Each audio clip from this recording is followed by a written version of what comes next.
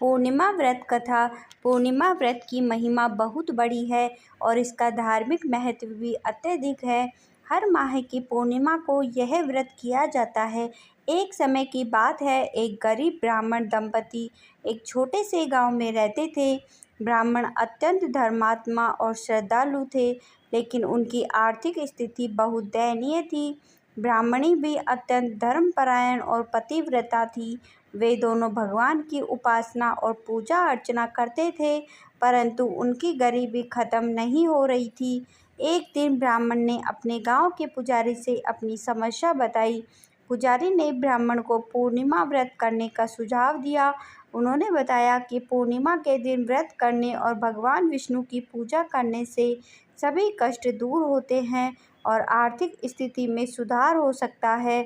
ब्राह्मण और उसकी पत्नी ने पूरे श्रद्धा भाव से पूर्णिमा व्रत का पालन करना शुरू किया। वे इस दिन उपवास रखते, स्नान कर भगवान विष्णु की पूजा करते और रात में चंद्रमा को अर्घ्य देकर ही व्रत खोलते थे। कुछ समय पश्चात उनके जीवन में चमत्कारिक परिवर्तन आया। उनकी आर्थिक स्थिति धीरे धीरे सुधरने लगी और वे सुखी और समृद्ध हो गए। उनके परिवार में खुशियों की बाढ़ आ गई और उनके सभी कष्ट समाप्त हो गए।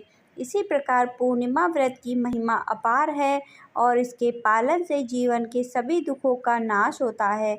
भगवान विष्णु की कृपा से भक्तों के जीवन में सुख, शांति और समृद्धि का वास होता है। पूर्णिमा व्रत की इस कथा को सुनने और पालन करने से पुण्य की प्राप्ति होती है और भगवान की कृपा सदैव बनी रहती है। इस दिन व्रत करने से मनुष्य को मानसिक शांति, आध्यात्मिक बल और पारिवारिक सुख की प्राप्ति होती है। यदि आपको ये कहानी अच्छी लगी हो तो इस वीडियो को एक लाइक करें, कमेंट में विष्णु भगवान की जय लिखें और इस चैनल को सब्सक्राइब करें। धन्यवाद दोस्तों।